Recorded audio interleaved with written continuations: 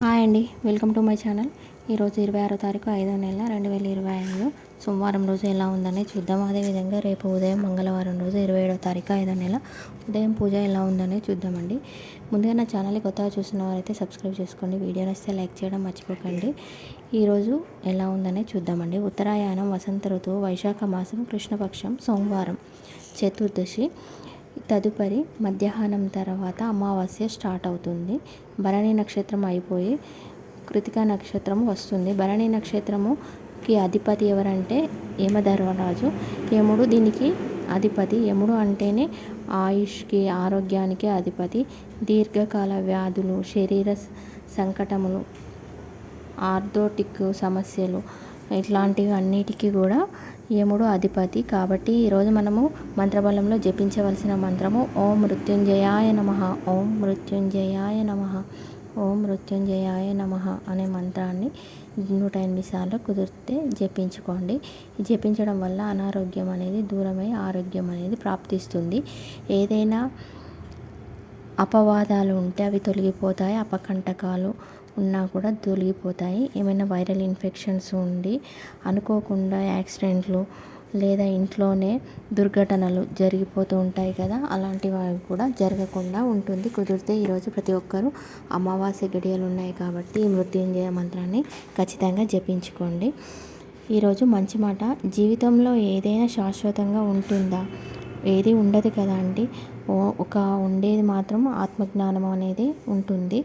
అది జన్మాంతరము, అది మోక్షము ప్రాప్తించే వరకు ఆ జ్ఞానం అనేది ఉంటుంది.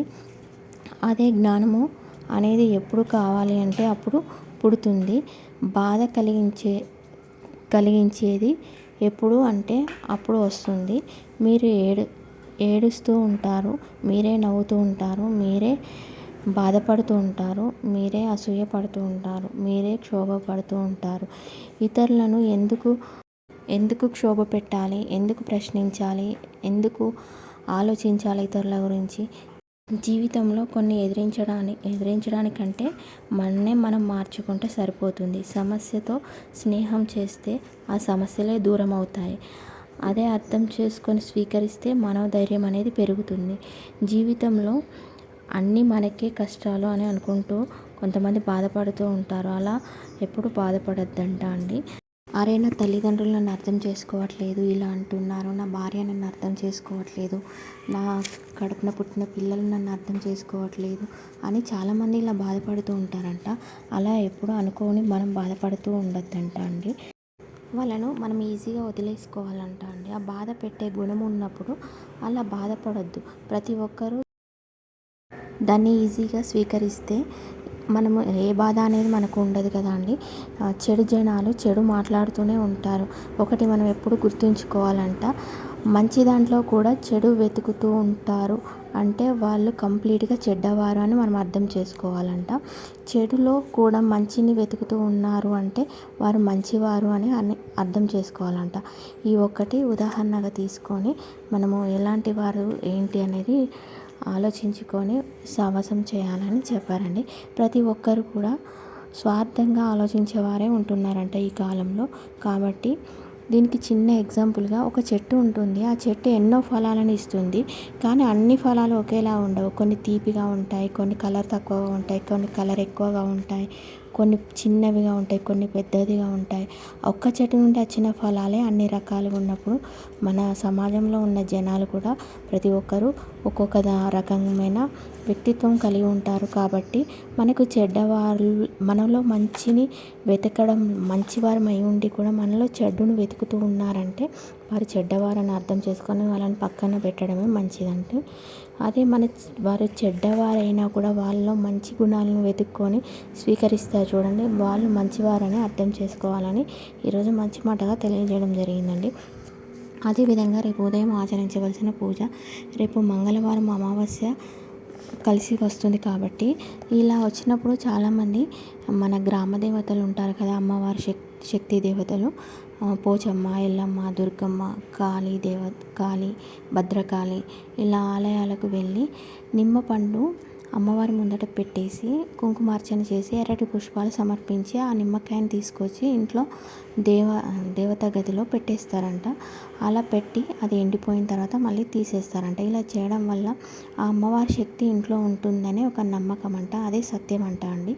కాబట్టి మీకు కుదిరితే ఏదైనా అలా వెళ్ళి మీరు ఒకవేళ నిమ్మకాయ తీసుకెళ్ళి అమ్మవారి ముందు ఎర్రటి పుష్పాలు సమర్పించి ఆ నిమ్మకాయని కుంకుమతో అర్చించుకున్న తర్వాత ఆ నిమ్మ పండుని తెచ్చి కట్ చేసి ఇంటి ముందట గుమ్మం ముందట పెట్టేసి దానిపైన కుంకుమ పసుపు కూడా పెట్టేయండి. అలా పెట్టడం వల్ల ఇంటి పైన అమ్మవారి శక్తి అనేది ప్రాప్తిస్తుంది.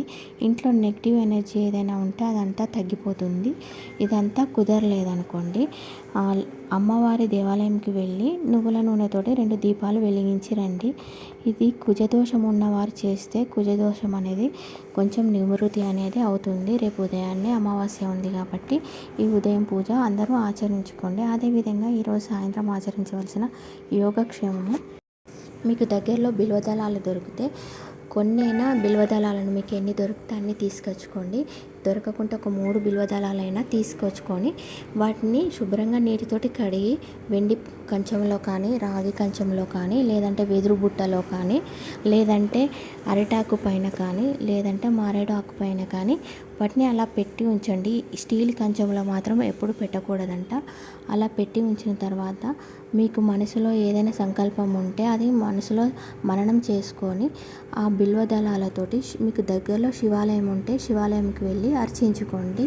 ఒకవేళ మీకు శివాలయం దగ్గరలో లేదనుకోండి, ఇంట్లోనే ఈ బిల్వదళాలతోటి శివుడికి అర్చించుకోండి. అలా అర్చించుకోవడం వల్ల మన కర్మఫలం అనేది తగ్గి కర్మ ప్రభావం అనేది మన పైన తగ్గుతుంది. మనము మనసులో సంకల్పం చేసుకున్న మననం చేసుకున్న మాట అనేది ఉంటుంది కదా, ఏదైనా ఒకటే మాటని చేసుకోండి, అది ఖచ్చితంగా నెరవేరుతుంది. కర్మఫలం అనేది తగ్గుతుంది. సాయంత్రం అమావాస్య గడియలు స్టార్ట్ అవుతాయి కాబట్టి ఖచ్చితంగా ప్రతి ఒక్కరూ ఈ పూజని ఆచరించుకోండి. వీడియో నచ్చితే లైక్ చేయడం మర్చిపోకండి. కొత్తగా నా ఛానల్ చూస్తున్న వారైతే సబ్స్క్రైబ్ చేసుకోండి. Thank you for watching.